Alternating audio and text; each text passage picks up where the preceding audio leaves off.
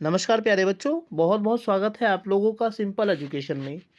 दोस्तों, आज की इस वीडियो में हम लोग बात करने जा रहे हैं कक्षा 10 की 15 फरवरी की सामाजिक विज्ञान की वर्कशीट नंबर 87 के बारे में। यह वर्कशीट अर्थशास्त्र की पाठ्यपुस्तक के अध्याय विश्वीकरण और भारतीय अर्थव्यवस्था से ली गई है और इसमें वैश्वीकरण को संभव बनाने वाले कारकों के बारे में बातचीत की गई है। तो सबसे पहले हम देखेंगे कि यह वर्कशीट हमें क्या जानकारी देती है और उसके बाद जो सवाल इस वर्कशीट में दिए गए हैं, एक एक करके हम उन सवालों के जवाबों को जानेंगे।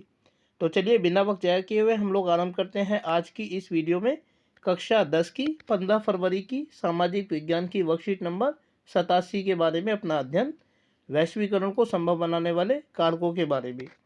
प्रौद्योगिकी अर्थात टेक्नोलॉजी। प्रौद्योगिकी में तीव्र उन्नति वह मुख्य कारक है जिसने वैश्वीकरण की प्रक्रिया को उत्प्रेरित किया। जैसे विगत 50 वर्षों में परिवहन प्रौद्योगिकी में बहुत उन्नति हुई है। इसने लंबी दूरियों तक वस्तुओं की तीव्रतर आपूर्ति को कम लागत पर संभव किया है। सूचना एवं संचार प्रौद्योगिकी का विकास। वर्तमान समय में दूरसंचार, कंप्यूटर और इंटरनेट के क्षेत्र में प्रौद्योगिकी द्रुत गति से परिवर्तित हो रही है। दूरसंचार सुविधाओं जैसे टेलीग्राफ, टेलीफोन, मोबाइल फ़ोन एवं फैक्स का विश्व भर में एक दूसरे से संपर्क करने, सूचनाओं को तत्काल प्राप्त करने और दूरवर्ती क्षेत्रों से संवाद करने में प्रयोग किया जाता है। ये सुविधाएं संचार उपग्रहों द्वारा सुगम हुई है। इंटरनेट से हम तत्काल इलेक्ट्रॉनिक डाक यानी ईमेल भेज सकते हैं और अत्यंत कम मूल्य पर विश्व भर में बात यानी वॉइसमेल कर सकते हैं। विदेश व्यापार तथा विदेशी निवेश का उदारीकरण। मान लीजिए कि भारत सरकार खिलौनों के आयात पर कर लगाती है, तब क्या होगा? इसका अर्थ है कि जो इन खिलौनों का आयात करना चाहते हैं उन्हें इन पर कर देना होगा। कर के कारण खरीदारों को आयातित खिलौनों की अधिक कीमत चुकानी होगी। चीन के खिलौने अब भारत के बाज़ारों में इतने सस्ते नहीं रह जाएंगे और चीन से उनका आयात स्वतः कम हो जाएगा। भारत के खिलौना निर्माता अधिक समृद्ध हो जाएंगे। आयात पर कर व्यापार अवरोधक का एक उदाहरण है। इसे अवरोधक इसलिए कहा गया है क्योंकि यह कुछ प्रतिबंध लगाता है। सरकारें व्यापार अवरोधक का प्रयोग विदेश व्यापार में वृद्धि या कटौती यानी नियमित करने और देश में किस प्रकार की वस्तुएं कितनी मात्रा में आयातित होनी चाहिए यह निर्णय करने के लिए कर सकती है। सरकार द्वारा अवरोधों अथवा प्रतिबंधों को हटाने की प्रक्रिया उदारीकरण के नाम से जानी जाती है।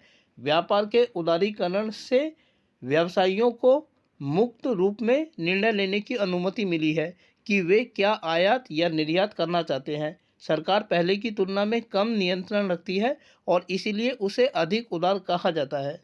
तो प्यारे बच्चों, ये वर्कशीट थी जिसमें वैश्वीकरण को संभव बनाने वाले कारकों के बारे में बातचीत की गई थी।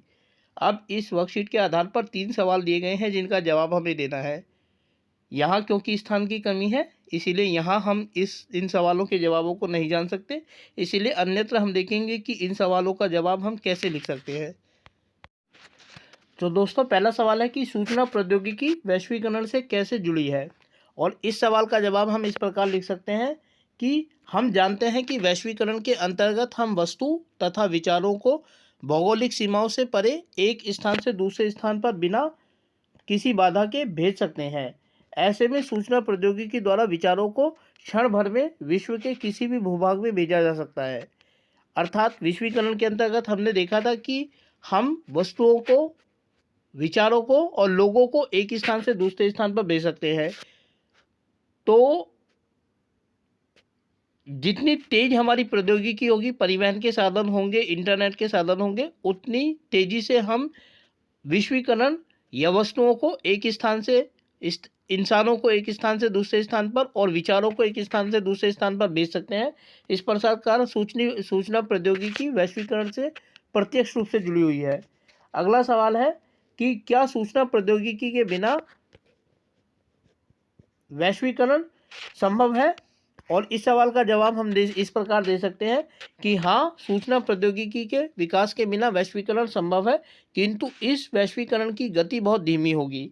अर्थात दोस्तों, कहने का मतलब यह है कि जरूरी नहीं है कि वैश्वीकरण करने के लिए या हमारे पास जो सूचना प्रौद्योगिकी है और परिवहन के साधन है वो हों, क्योंकि हम जानते हैं इतिहास का जो आपने अध्याय पढ़ा होगा, भूमंडीकृत विश्व का बनना, उसमें यही दिखाया गया है कि इससे पहले की दुनिया जुड़ी, यातायात के, परिवहन के और संचार के साधनों का विकास हुआ, उससे पहले भी लोगों का और विचारों का एक स्थान से दूसरे स्थान पर आना जाना होता था, विचार फैलते थे, लोग आते जाते थे, लेकिन उस विश्वीकरण की जो गति थी बहुत धीमी थी।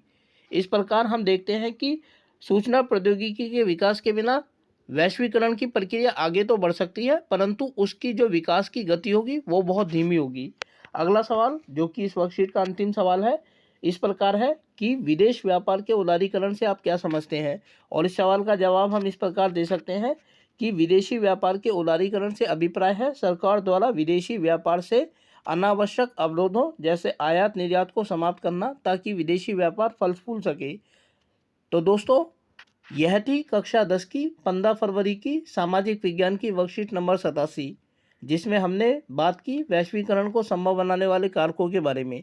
उम्मीद करता हूं कि आप लोगों को वीडियो अच्छी लगी होगी, और साथ ही आप लोगों से अनुरोध करता हूं कि यदि वीडियो अच्छी लगी तो वीडियो को लाइक और चैनल को सब्सक्राइब जरूर करें। इसके अलावा आगे आने वाले अन्य दिनों में अन्य वीडियोज़ को देखने के लिए जुड़े रहें मेरे साथ मेरे इस यूट्यूब चैनल पर, जिसका नाम है सिंपल एजुकेशन। फिलहाल आप लोगों से विदा लेना चाहूँगा। वीडियो को देखने के लिए आपका बहुत बहुत धन्यवाद।